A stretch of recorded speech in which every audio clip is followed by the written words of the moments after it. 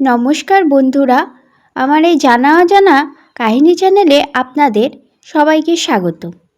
আজকে নিয়ে এসেছি এমন একটি প্রণাম মন্ত্র যা শ্রবণে বা পাঠ করলে ভগবান শ্রীকৃষ্ণ প্রসন্ন হন এবং যা আপনি প্রতিদিন পুজো করার সময় একবার পাঠ করে তবে পুজো আরম্ভ করতে পারেন।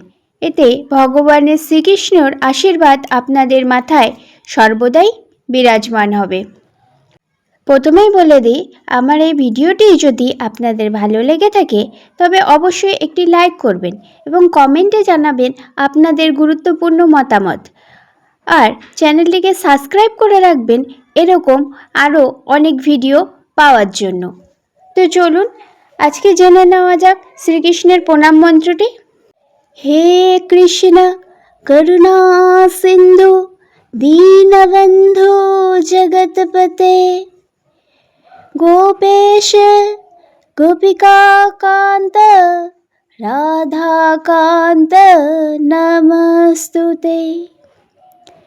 নমঃ ব্রহ্মণ্য দেবায় গোহি ব্রহ্মণ্য হিতায় চ জগদ্ধিতায় শ্রীকৃষ্ণায় গোবিন্দায় वासुदेवाय नमो नमः।